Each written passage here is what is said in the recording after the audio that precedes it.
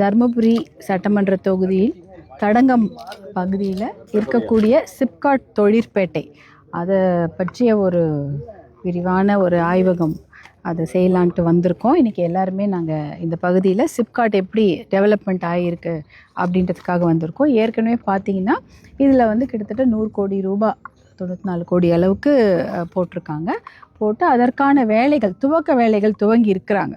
நல்லா 30 மீட்டர் அகலத்துக்கு ஒரு ரோடு போடுறது, அதே போல் இன்ரோட்ஸுன்னு சொல்லுவாங்க. கம்பெனிங்கெல்லாம் மெயின் ரோடு இல்லாமல் சைடில் போகிற ரோட்ஸ் அது ஒரு 18 மீட்டருக்கு போட்டிருக்காங்க.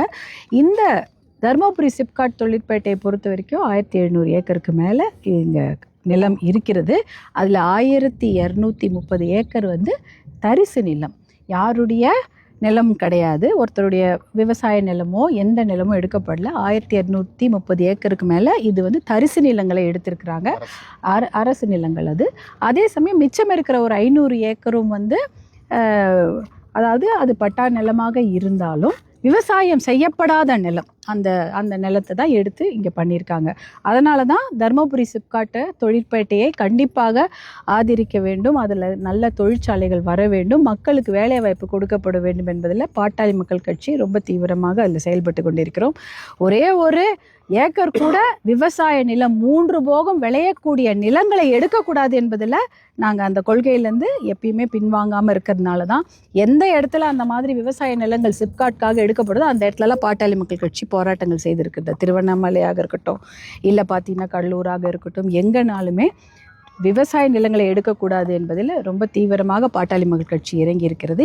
எப்பயுமே ஒரு தொழிற்சாலை வரனா தண்ணி இருக்கணும், தண்ணி எங்கன்னு கேட்டிருக்கோம். பார்த்தீங்கன்னா அவங்களே அதுக்கு 4 கோடி ரூபாய் செலவில் தமிழ்நாடு வாட்டர் அத்தாரிட்டி போர்டில் டுவார்டில் இருந்து சொல்லி ஒரு பெரிய நீர் தொட்டி தேக்கம் கட்டியிருக்கிறாங்க. அதற்கு தண்ணி ஒகேனக்கல் தண்ணி தான் வரப்போகிறது அப்படின்னு சொல்லியிருக்காங்க. ஏன்னா தண்ணி இல்லைன்னா ஒரு தொழிற்சாலை வராது. அடுத்தது எலக்ட்ரிசிட்டி வேணும், மின்சாரம் இல்லைனாலும் தொழிற்சாலைகள் வருவது கடினம். அதுக்காகவும் இவங்க கிட்டத்தட்ட 17 ஏக்கர் இலவசமாக மின்சார வாரியத்துக்கு நிலத்தை ஒதுக்கியிருக்கிறாங்க. அது ஃபேஸ் 2ல் அந்த நிலம் இருக்கிறது, நிலத்தை ஒதுக்கியிருக்கிறாங்க. அங்கே அவங்க ஒரு சப்ஸ்டேஷன் கட்டிட்டாங்கன்னா இங்கே தங்கு தடை இல்லாத ஒரு மின்சாரம் வழங்கப்பட்டுவிடும். இதுதான் முக்கியமான விஷயம். சூவேஜ் ட்ரீட்மெண்ட் பிளான்ட் அதுக்கும் அதே சமயம் காமன் எஃப்ளூயன்ட் ட்ரீட்மெண்ட் பிளான்ட், அதாவது சுத்திகரிக்கப்பட்ட ஒரு தொழிற்சாலை வெளிவரக்கூடிய தண்ணீர், அதே சமயம் இங்கே இவ்வளோ பேர் மக்கள் பயன்பாட்டுக்கு உபயோகப்படுத்தப்படக்கூடிய அந்த கழிவு நீர், இதற்கெல்லாம் தனித்தனி ப்ரொவிஷன்ஸு இருக்குது. அது ஒரு ஃபேக்ட்ரி வரும்பொழுது அதுக்கேற்ற மாதிரி செய்து கொடுப்போம்னு சொல்கிறாங்க சிப்காட் இங்கே நிறுவனத்தை சேர்ந்த அதிகாரிகள். அதே சமயம் பார்த்திங்கன்னா ஒரு தொழிற்சாலையும் பொல்யூஷன் கண்ட்ரோல் போர்டிலேருந்து தான் அவங்க பர்மிஷன் வாங்கிட்டு வரணும். இதெல்லாம் இல்லைன்னா அது கிடையாது.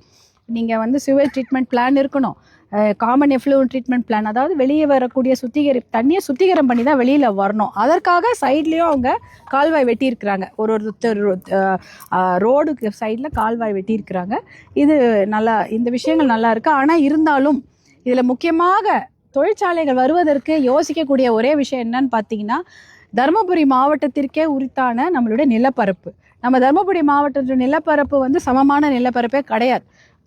திடீர்னு ஒரு இடத்துல ஏறும் இறங்கும், மலை மாதிரி இருக்கும் இருக்கும். இப்போ பார்த்தீங்கன்னாலே தெரியும், நம்ம மலைப்பாங்கான இடத்துல நடுவில் வர மாதிரி தான் ரோடே இருக்கிறது.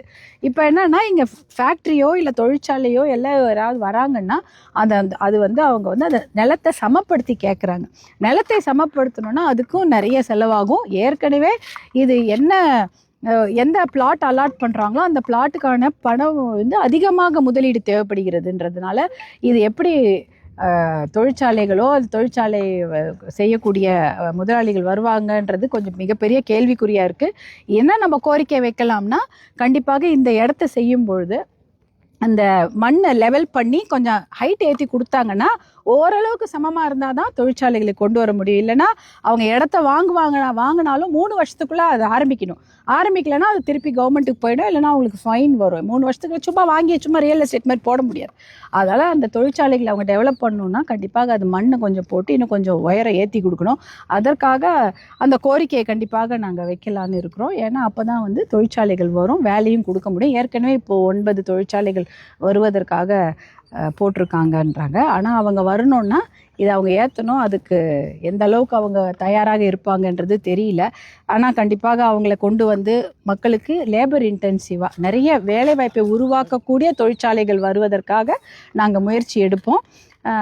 அதே போல் லோக்கல் என்ன இருக்கோ, அதாவது நம்மளுடைய ரா மெட்டீரியல் சொல்கிறது தர்மபுரி மாவட்டத்தை பொறுத்த வரைக்கும் தோட்டக்கலை பயிர்கள், அதே சமயம் விவசாய பொருட்கள் தான். வேறு எதனா இங்கே ரப்பர் விளையுதா அப்படிலாம் கிடையாது. என்ன இருக்கோ அதை வச்சுக்கிட்டு இங்கே ஒரு ஃபேக்ட்ரி வந்துச்சுன்னா இன்னும் நல்லாயிருக்கும், மக்கள் பயன்பெற முடியும்.